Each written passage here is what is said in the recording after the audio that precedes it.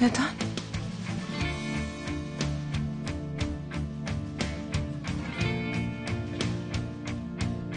Cevap ver.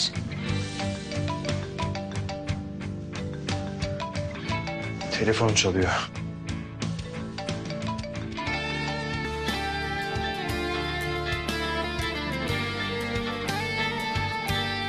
पहले तुम बताओ क्या हो रहा। तुम्हारी अम्मी का फोन है, शायद कोई जरूरी बात हो। ठीक है, उठाती हूँ, लेकिन हम बात वहीं से शुरू करेंगे जहां खत्म हुई है।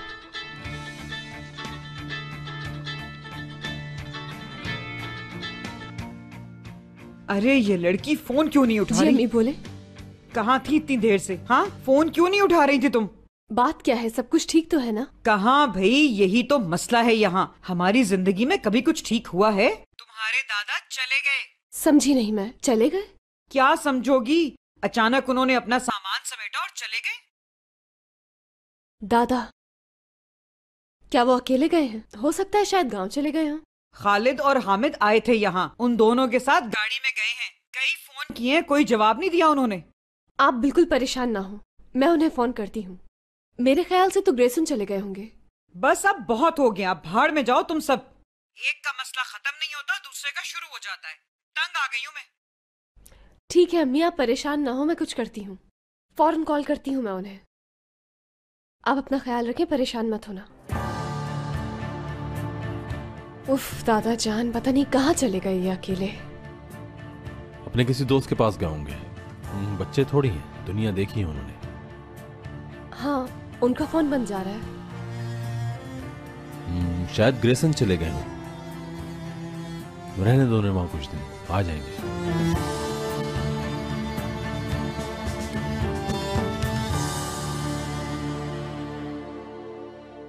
हम कुछ बात कर रहे थे।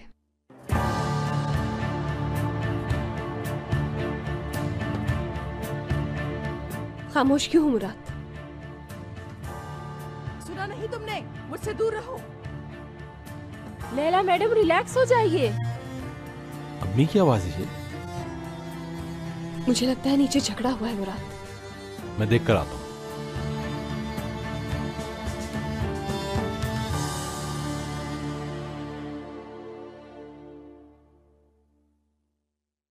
इसे संभाल के रख दूं? तुम्हारी मर्जी।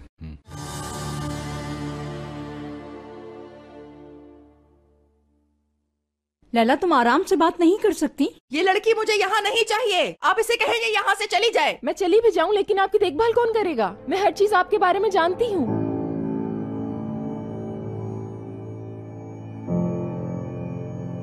इतना शोर किस बात का है?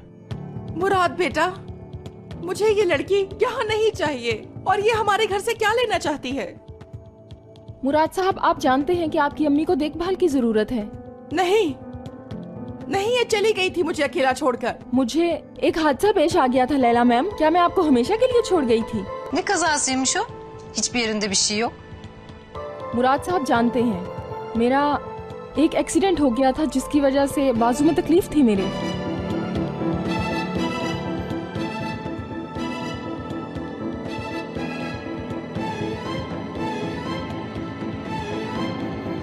गजल तुम मेरे साथ आओ।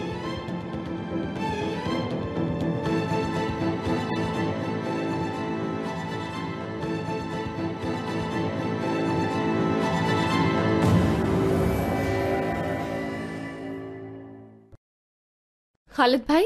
हयात, मेरी बात सुनो। मैं दादाजी को कहीं लेकर जा रहा हूँ। खालिद भाई, आप कहाँ लेकर जा रहे हैं उन्हें? क्या आप लोग ग्रेसन जा रहे हैं?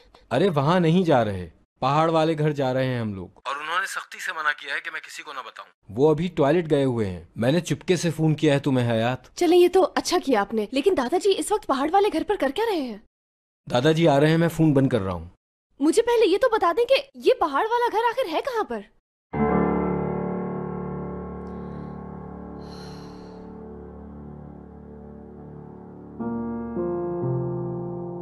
दादाजी, आपकी बिल्कुल बच्चों वाली हरकतें हैं। क्या है ये? तुम यहाँ क्या कर रही हो? कहा था ना यहाँ मत आना। हाँ देखिए, मुझे आपकी फिक्र थी, मेरा ध्यान आप ही की तरफ था। मैं कह चुका हूं मुझे तुम्हारी मदद नहीं चाहिए। जानती हूँ, आपको भी पता है कि वो झूठ बोल रही हैं, और आपको मालूम है कि प्लान है मेरे पास। मुझे अब कुछ नहीं सुनना। गाड़ी मंगवा देता हूँ मैं तुम्हारे लिए। आपका एक और भाई है।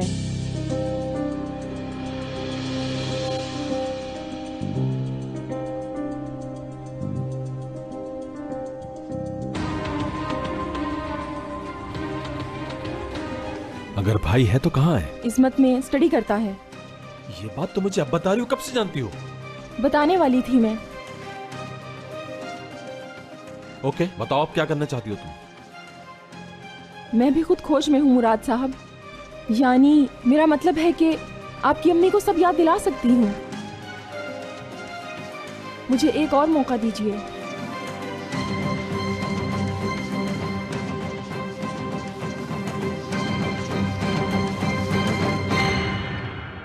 बेचारी, ये है नई नवेली दुल्हन जो सीढ़ियों पर अपने शौहर का इंतजार कर रही है। तुम्हारा ये इंतजार तवील हो जाएगा वैसे। और ऐसा क्यों? अरे तुम तो बिल्कुल फिल्मी हीरोइन की तरह तैयार हो। हयात, मैं तुम्हें एक मशवरा देती हूँ। तुम्हारी इस घर में प्राइवेट लाइफ कभी नहीं बनेगी। यहाँ तुम्हारे लिए मसले ही मसले हैं। इसलिए अपने शौहर से कहो कि तुम्हारे लिए कोई दूसरा घर देख ले। ये सब तो चलता रहता है, मुझे कोई मसला क्यों होगा? सिर्फ चंद महीने गुजरने दो, फिर पूछूंगी। उस वक्त कहोगी कि दारिया सही कहती थी। तुम ये समझो, मैं, लैला और अस्मी साहिबा एक ट्रायंगल है, वो भी बरमूदा ट्रायंगल, जो आज तक किसी की समझ में नहीं आया। इतना कहूंगी, इस घर में रहने वाले बाकी के लोग आपसे बिल्कुल मुख्तलिफ हैं, और ये मेरे शौहर का खानदान है। ओह, तुम्हारी ये सादगी बहुत बड़ी प्रॉब्लम बन जाएगी तुम्हारे लिए। वो प्रॉब्लम क्या होगी? काश तुम इतनी मासूम ना होती तो तुम्हें पता होता कि तुम्हारा शौहर उस गजल से क्या बातें कर रहा है और अब तक उसे घर से बाहर क्यों नहीं निकाल रहा। तुम ये सारी बातें सोचती और तसल्ली से इस पर बैठकर गौर करती, लेकिन तुम कुछ देखना ही नहीं चाहती।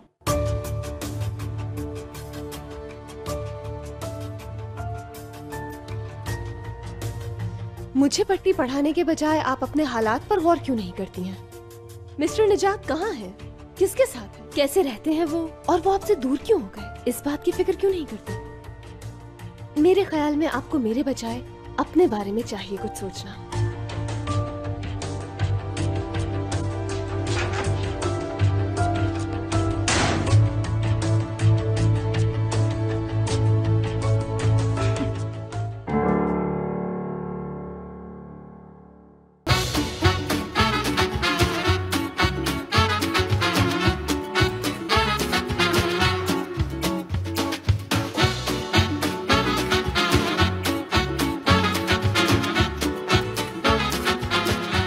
Aşk laftan anlamaz.